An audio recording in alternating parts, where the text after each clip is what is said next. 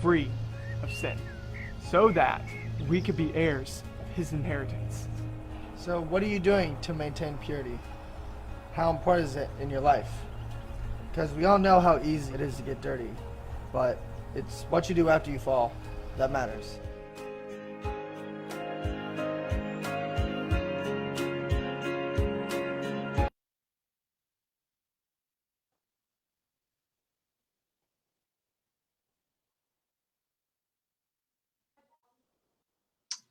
Hello and welcome to the Storytellers event. This is our third premiere. Thanks for joining us for the live Q&A with some of the cast and crew from The Temple. Hopefully you guys got a chance to watch it just now. My name is Heidi Olson. I'm the director here at Storytellers. Thanks for joining us. With me tonight, I have Jonathan Landry. He was a production assistant on the film. Mark Landry, the director and writer. Silas, you're going to have to pronounce your last name. I'm not going to try. But we have Silas, who was the director of photography. Zach Cullison, who played the main role of Barry. So, guys, feel free to unmute yourselves, and let's start with Mark. Can you kind of introduce yourself? Yeah, so I'm the director of this film, and I also wrote it. And I mean, I had many hats and roles in this film because I was also the editor, and I also acted in it too, actually. So, I mean, I don't want to boast about how many roles I had, but I mean, I think the main role was just mainly director, but I had such a good team. Like Silas, he was the director of photography, and my best friend Zach and Eliza Perry from Tennessee. So it was just really cool to have such a good team to be there with the cast and crew. So. Awesome. And Jonathan, can you introduce yourself? Hey, I'm Jonathan Landry. I'm brother. I was the production assistant. So basically I just helped with like the lighting and the sound mainly, and whatever Mark needed. So yeah. Cool. And Zach? Yes, I'm Zachary Carlson, and as you know, or have seen in the film, I was the lead role. I've been in 2 other films with Mark, both the first one as another actor, the second kind of as the director's assistant, kind of a slight, small role at the end. And yeah, I mean, I was just a guy who just stood in front of the camera and looked good every now and then. All right, and then do we still have Silas? Is there Silas? I hope so. Okay, yes, we got your voice. I'm not sure if we've got your video, but we got your voice. Go ahead, Silas. I'm Silas Leopold. I was the director of photography, so my job was to try and make Zach look good and also be in focus most of the time. And I did okay. You can see him most of the time, and he's in focus most of the time. The clarifications are great, you guys. Most of the time. Yeah. All right. So let's just start with Mark. You kind of came up with this idea. What inspired you, and what brought this film to life? So actually, about 3 years ago, I believe, God gave me the idea to make a film about the temple, and because I was studying in the 1 Corinthians 6:19 that talks about the temple of the Holy Spirit. And so God kind of gave me the idea to make a film out of that. That was about 3 years ago. And then I started to try to develop the story and that idea into a short film. And by God's grace, I was able to, I had to go through about 4 or 5 drafts of the script. It took like over a year of writing, which is the longest pre-production process I've ever had, actually. But anyway, God was able to help me just really mold the story into something that was better. And I had some help from some friends who were willing to look over the script and just really help me a lot by giving feedback. And so, yeah, I mean, I guess that's kind of the story.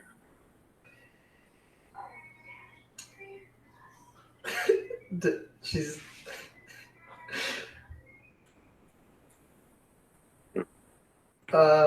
She she left. So that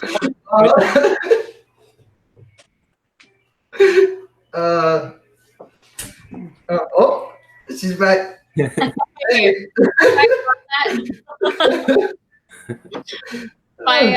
My computer decided it didn't want to be responsive anymore.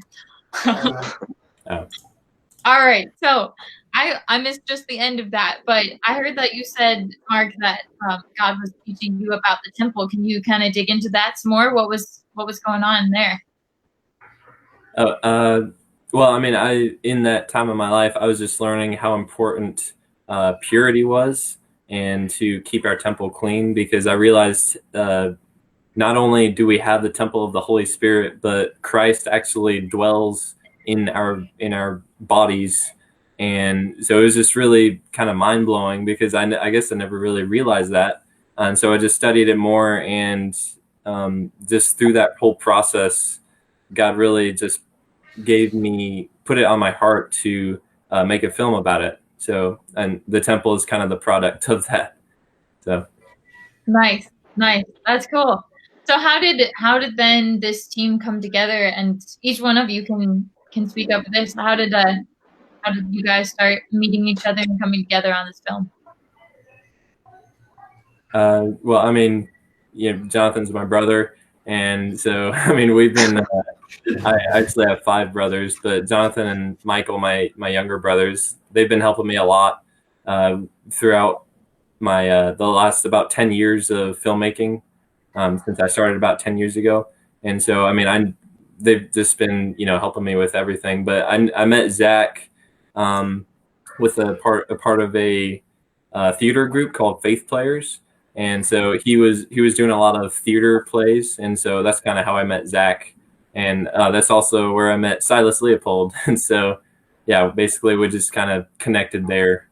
So I was looking at my Facebook memories today, Mark, and I saw a picture from a performance of Paratessa the first time, and I saw a picture where it was like you, me, Josh, and like your mom and stuff talking at the bottom of the stage. So I think it's been a few years since I met you today.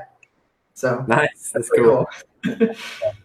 Yeah, I mean, we've all worked on Mark's films in the past together. Like everyone here, and then some of the other people in the movie were also a part of Faith Players. But we've all worked with Mark in the past. I guess maybe not the other actor whose name starts with an E. Elijah. Yeah. First time? Have you worked with him before, Mark? No, this was the first time. Yeah, so pretty much everyone else, I think we all shot on Mark's last film together, and I wasn't on the one before that, but yeah, we've all been working together now for 3 or 4 years. Wow. Specifically films. Yeah. That's cool. So then what's do you guys like have something that you do every year, or is it just kind of as you're inspired by stories? How does that kind of run? Well, so, I mean, Silas is actually a part of another film company, AD33 Productions, and that's run by Joshua Rexford, which I'm also friends with. So Silas is kind of a part of that. I mean, I would say that's your main thing, right, Silas? Well, that's not the thing that pays my bills, but that's the company that runs Faith Players for people who aren't familiar. So that's like the theater side. And then on the film side, I went to film school and I graduated a couple of years ago. And then we've been doing some shorts, but mostly working on development of a feature, but that doesn't really pay the bills. And so I work full time as a video editor. But the stuff with Mark was, Mark just introduced himself at Faith Players one time, and I had no idea that he was into film. And he shot some behind the scenes and some B-roll on a series of vlogs that we were doing for a play. And then that's how I first got acquainted with Mark as on the film side of things as opposed to the theater side of things. Gotcha. So Jonathan, have you enjoyed your role of just kind of being thrown into Mark's brother? I mean, I don't really have a choice. I'm kind of family, so. So what's been kind of do you do production assistant most films, or what's kind of your thing? So in the earlier years, I would do smaller jobs, like just help with the camera or just act for being extra. And then as I got older and Mark got more equipment and stuff, I learned how to do like the boom op and sound mixing and like proper lighting and how to analyze that and stuff. So a little bit of everything, I guess. Cool. Production is like so reductive in this case because you were mostly responsible for making sure that people could hear all of the lovely words that Zach was saying. I mean, the fact that there's any dialogue in the film is in part due to you. Yeah, thanks, Jonathan. That was pretty nice of you. So, Zach, I have before I get to that question, I'm just going to tell our audience, you guys can send in questions for any one of these guys, and I will get them and I will ask them. So, looking forward to hearing from you guys too. Zach, I have a random question for you. Do you like pop? Right. I do, honestly. I remember on set I don't think we ever did, but we had the idea of always having Pop-Tarts around. That's why see that during the middle of during the party. But I remember we also wanted to shoot like a commercial just for fun, but we never did that. But it makes sense. Why not? But, yeah. The reason our days ran a little long to be able to shoot an extra something. Yeah. Yeah. Because it took so long to set up the lighting and the cinematography, like in the beginning of every day. Yeah. But it made it worth it. But, I mean, yeah, no offense, Silas. I mean, you made it look very pretty. We were working around all sorts of location challenges, but I was tweaking stuff until like the very last second that we had to roll. So I think we started every day an hour behind, but we still got it all. Well, there was Thursday. I do remember we actually finished on time, and that was the only day that we finished on time. So what was Thursday? What that was when we filmed the baptism.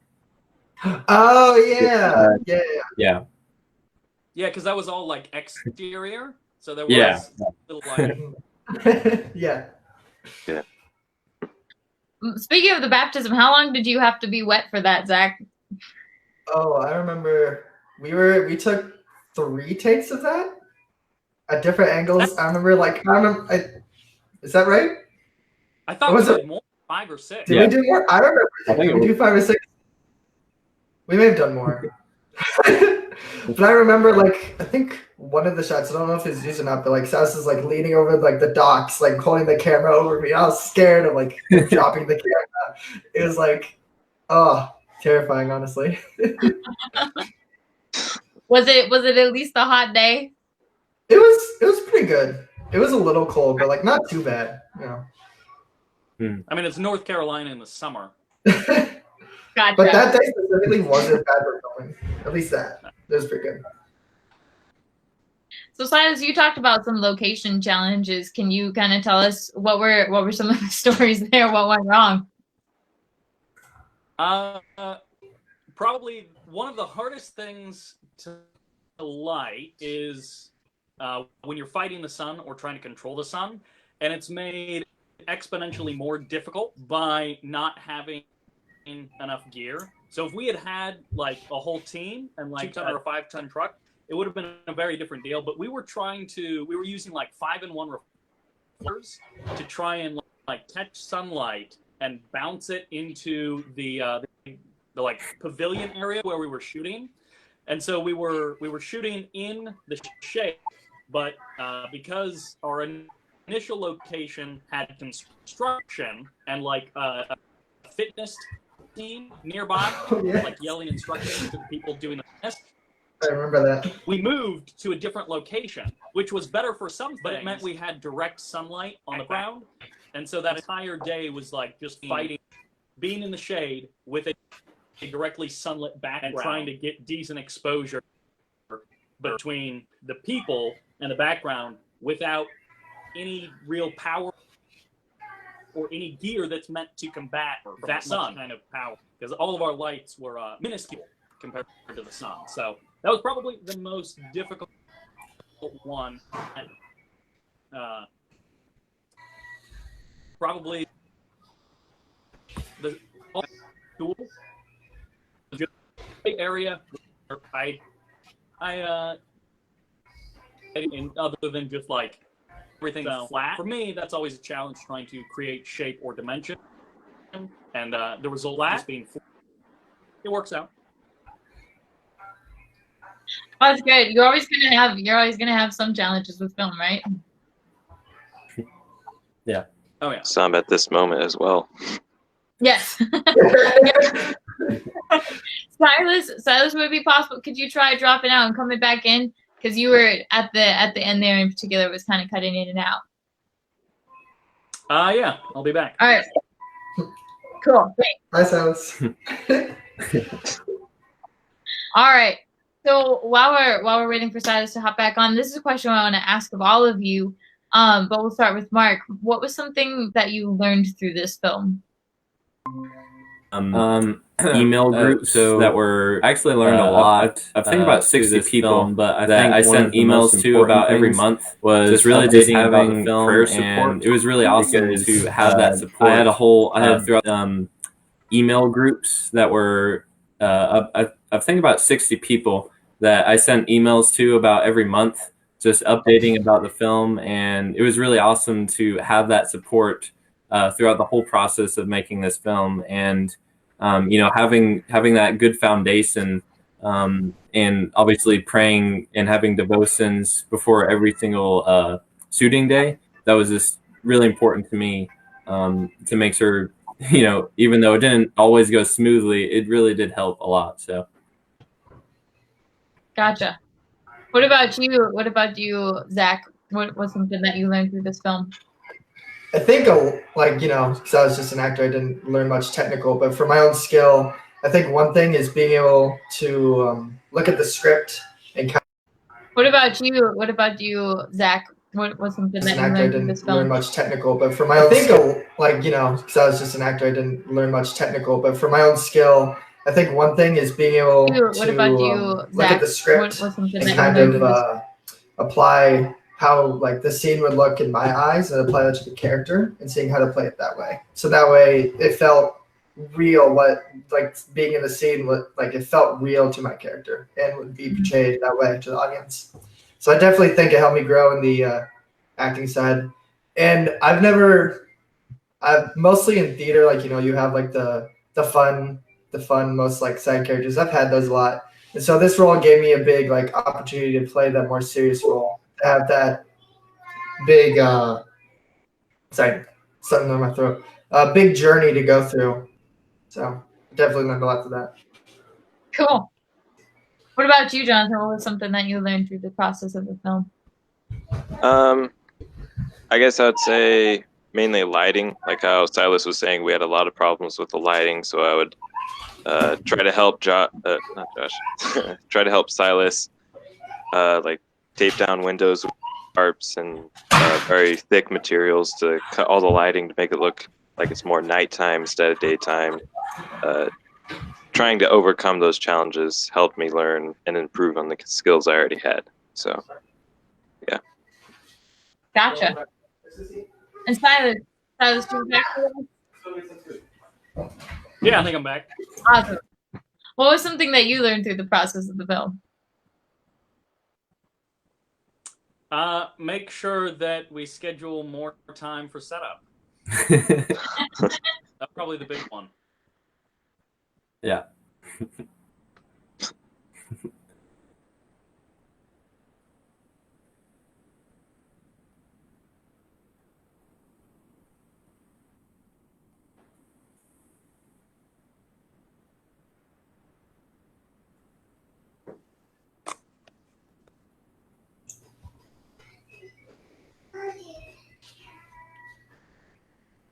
Could you repeat that?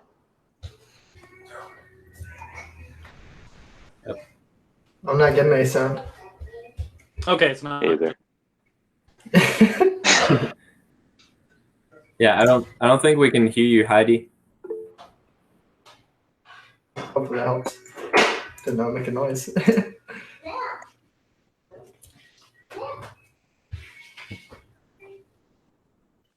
Hey, can everybody hear me? Yeah. Yes. Mm-hmm. Yep. Right. I guess it's a day for tech issues. Apparently. That's fine. All right. So, Jonathan, what was something that you really enjoyed about your role in this film? Just being side by side with Mark and helping out any way I can. That was pretty enjoyable. Scoring points to the director there. All right. I got a random question for you guys. Who drank all of the energy drinks around Barry? That's good. It's not me. Believe it or not, it wasn't me. Yeah, I don't even really drink energy drinks, but I guess, Silas, I guess you had coffee a few times, right? Or something? Is he going?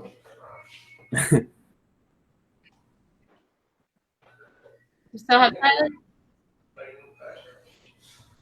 Oh, I think I'm back.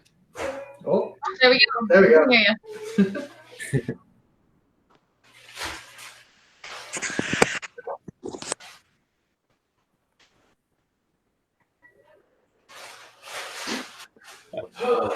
Should we do this? All right. Hey, Mark, let's actually jump to a question for you. What you played the bad guy, Nick, right? Yeah, I did.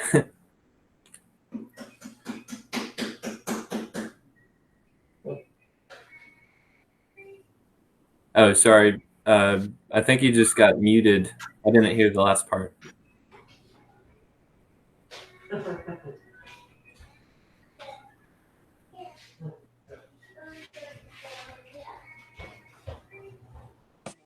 Hey, Silas. Hey, I missed the last question. So were you just wanting me to explain kind of my bad guy role? That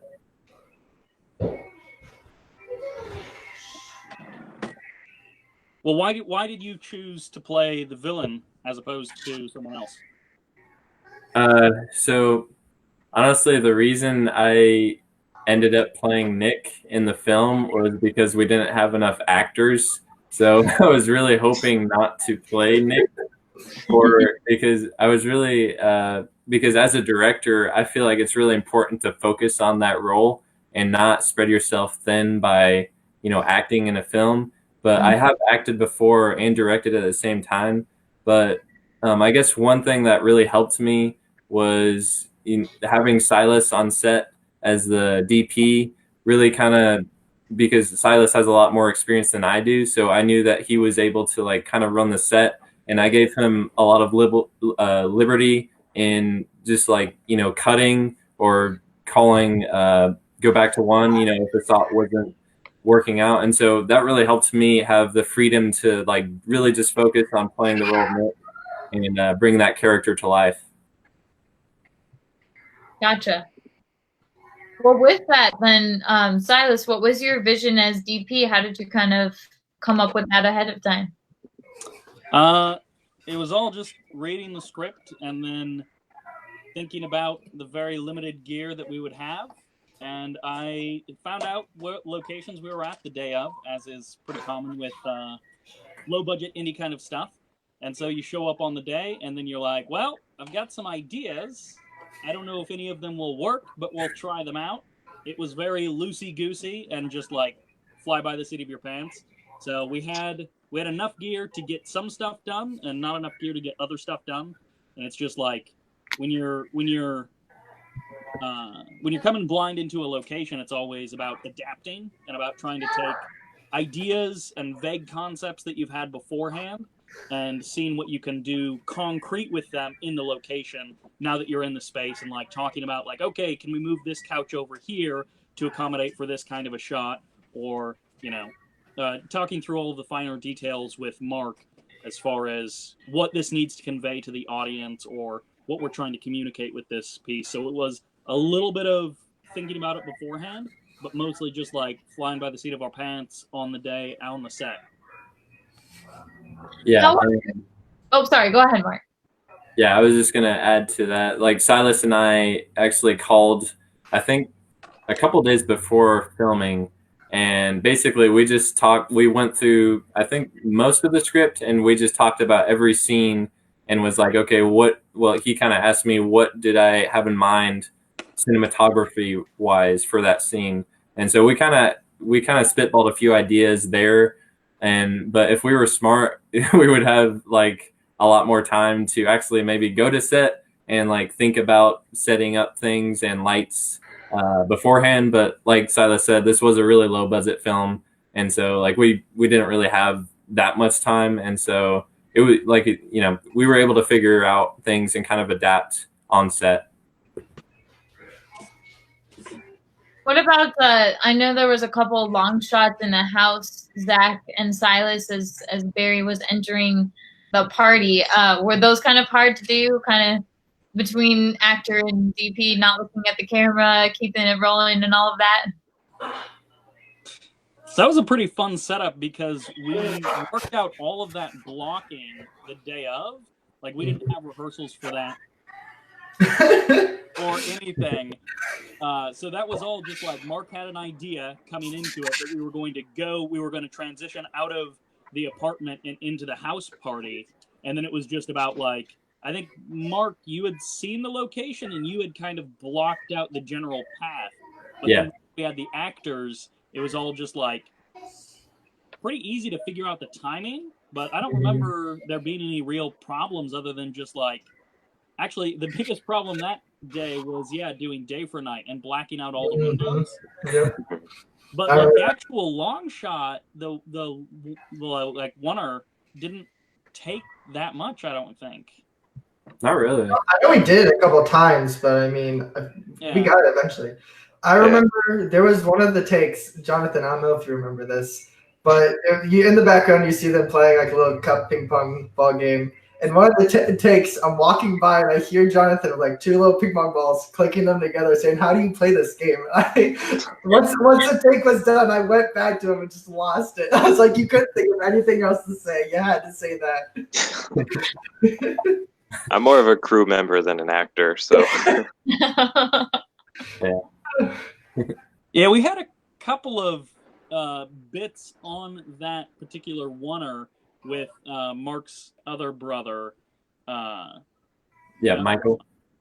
Michael, starting out like in different places, and I think we moved him around like 3 or 4 different times. Like, we changed his blocking 3 or 4 different times over the course of the rehearsals, and I think he ended up like talking to Mark there at the end of that one shot. But yeah, we had a couple of fun moments with people not sure how to act in a house party.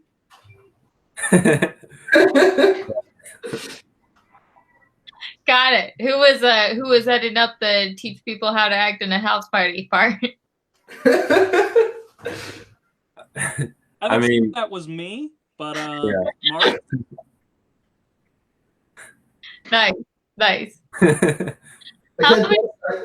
I can't tell if that's like giving eyes to me or like someone else because it's all just on camera. So.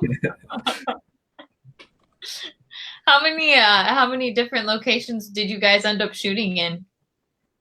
I believe there were 5 total. So we shot from Monday through Friday, and there's a location for every day. So there was 5 locations. Okay. Were any of them particularly hard to find, or were you able to? Actually, it wasn't. The majority of the locations weren't too hard to find because one of them was a public park. That's where we filmed all the Bible scenes, and then one of them was actually someone I knew had an apartment complex, so we were able to film there, and all I had to do was ask.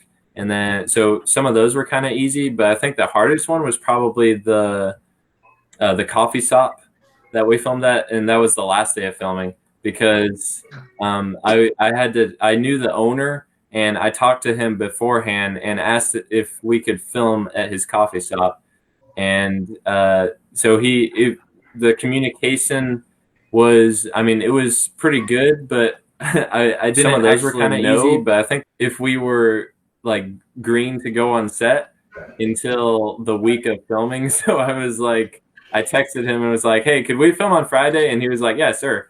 So like it worked out, but I think that was probably the hardest one to lock down. Wow. Kind Yeah. of nerve-wracking there, huh? Yeah. Yeah, I kind of feel bad for the coffee shop because when we were filming, there's a whole lot of customers that would go in, and then once they saw we were filming, they were like, "Oh, I don't want any part of this," and then they would walk out. So Yeah. We kind of took over. yeah. Yeah. How many? Although Oh, sorry. Go ahead. we ourselves did all order coffee. Order coffee. So like, you know, it's got a little bit of it. Yeah, true. That's a good place. I need to go back again soon, someday.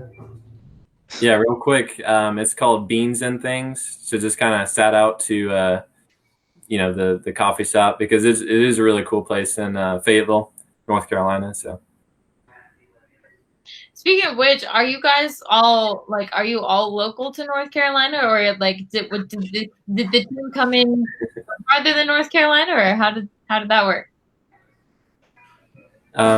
So yeah, at the time of filming, all of us were local to North Carolina. The only ones, Eliza Perry was from Tennessee, so he had to travel. But currently, Zachary is actually in Ohio. Yeah, I moved like during this kind of quarantine, so it's been a little hectic. So Yeah. Nice. A great time to move, right? Yeah, but speaking of being in local in North Carolina, there were actually a couple people in the crew that didn't actually come to set, but one was Philip Steele. He's from Ireland, and he's the one who composed the music, and I think he did a really good job. I love the score. And then another one was what's her Harris? I can't remember. I feel bad. I can't remember. Mackenzie. Yeah, that's right. Mackenzie Harris. Yeah. Right, Jack? Yeah. So Mackenzie Harris is from New Mexico, I believe. And she was the, but she was the wardrobe consultant. So I talked with her and worked with her about all the costumes, and she really helped a lot too. Cool. Was this you'd say your biggest project so far, or have you done bigger than this? So I would say this is definitely the most the best quality I've ever done for a film. I have done another project that was 30 minutes long, and technically that's longer in length, but I feel like this is still probably a bigger project, even though it's shorter, because I had to learn really just like looking at my older films, like how can I make this better? And so I had to learn a lot. And so yeah, it was also my first time kind of collaborating with people from around the world, like in Ireland and New Mexico and stuff like that. So yeah. Cool. Well, we have about 10 minutes left, so I just want to remind our audience that if you have any questions, any burning questions that you need to ask these people, they're only going to be here for about 10 more minutes, so make sure you send those in. So as we're kind of finishing up here, then I want to ask each one of you too, what hope do you have for this film as far as the impact it makes?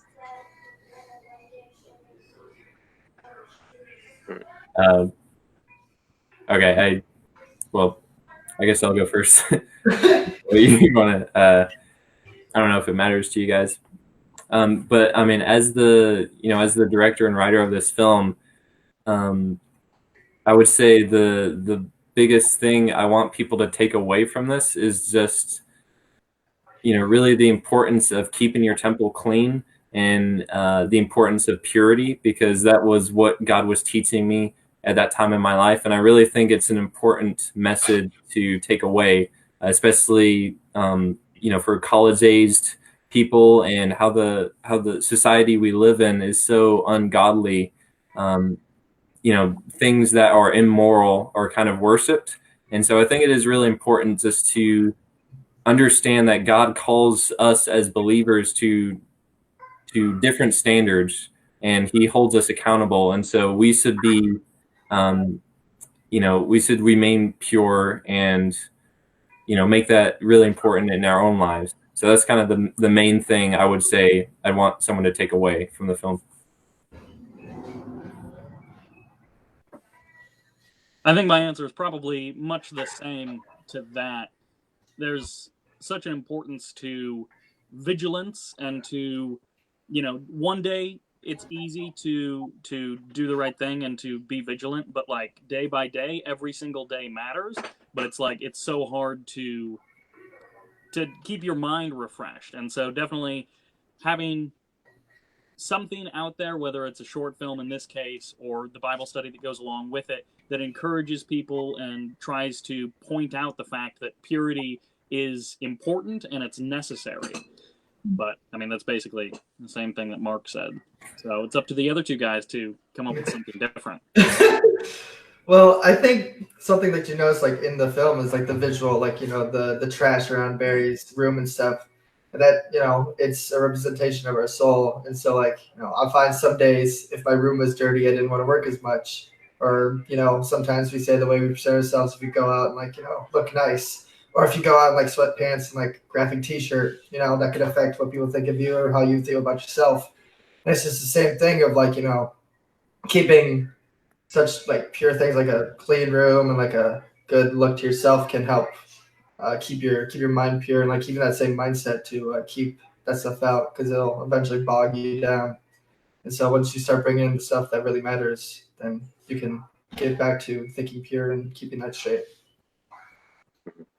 And kind of to add on to that in a way, for people who are struggling with certain things, so purity, having integrity, to stay away from impure things, it's very important to remember, and I already know this, but for newcomers into the Christian faith, it's very important to remember that God will always love you no matter what you did. And if you count how many times he'll tell you that you are forgiven, it's going to be more than the drops in the ocean, as that one song says that I really like. But yeah. Awesome. Well, so Mark, I want to ask you, for our audience, where can they find the temple moving forward from here? Sure. So there's mainly two places you can find it. One is on my YouTube channel. If you just search Mark Landry, and basically you'll just see my channel there, and I think it's just titled The Temple Official Short Film, something like that. So it's pretty easy to find. And also on Facebook, my Facebook page is called Mal Studios. That's MAL Studios. There's a temple video on there as well. So it's pretty easy to find. Cool. All right, and then last question, I'm gonna ask you guys what project is next, and this could be collectively for you guys as a group. It could be individually. And is there anywhere online that you would like, that you have like pages that people could follow? Kind of just in general asking that question. Silas, I'll let you go first if you want to talk about Prodigal. Yeah, so I'm currently in development on a feature film called The Prodigal Princess and the Knights of the Slightly Oblong Table, which is out to a couple of people that we know for hopeful consideration, and then hopefully we can move out of development and into pre-production at some point. But all of that got kind of thrown for a turn with the current quarantine and lockdown. So you can find out more at 8033pro.com. That's 8033pro. Plug.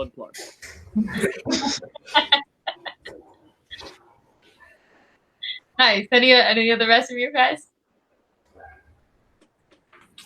I don't mean to interrupt if you guys were about to talk, but right now, actually, I am not in the pre-production stage of any other projects. I'm hoping to help Silas and Joshua Rexford with their film Prodigal Princess. And basically, I'm still kind of searching and praying for the next project that God would have me to do. But I do have a few ideas. I'm not going to tell them right now because I'm not sure if it's even going to happen. But I do have a few ideas, so I'll just say that. All right, cool. Way to keep us in suspense. You got me in suspense. Zach or Um, John, you guys got anything going on? Well, I can plug. I have my just my Facebook page for my acting. We kind of shared this event, I think, or I've just been sharing it personally. But just to kind of plug myself a bit, if people are interested in hearing more from me and a few of my close friends started a podcast on YouTube called the Patriarchy Podcast. We have about 5 episodes up, and we're just hoping to get that going. It's we have fun topics and we have some more serious topics. So we're all over the place, but it's really fun. So if you want to support that, that'd be really cool. But yeah, I can't wait to see where God leads me next in film or anywhere else, honestly. Cool. And for me, it's just helping Mark with whatever film he has next, whatever God gives us, I guess. So are you in suspense too, or do you know some of the ideas that he's talking about? Ooh. I do not. So we'll see. Oh, like he's in suspense too. Welcome to the club. High five. Yeah. All right. Well, thank you guys so much for being here and being part of the interview. Really appreciate you guys like joining up with us and trusting us to help you get the stuff out, get the temple out there. And thank you to our audience for coming along and joining us on this adventure. I hope to see you tomorrow night as we premiere the next film. Like the guys were talking about, feel free to follow them and see what projects they have upcoming. We'll see you hopefully tomorrow night. Thank you. Bye. Bye. Bye.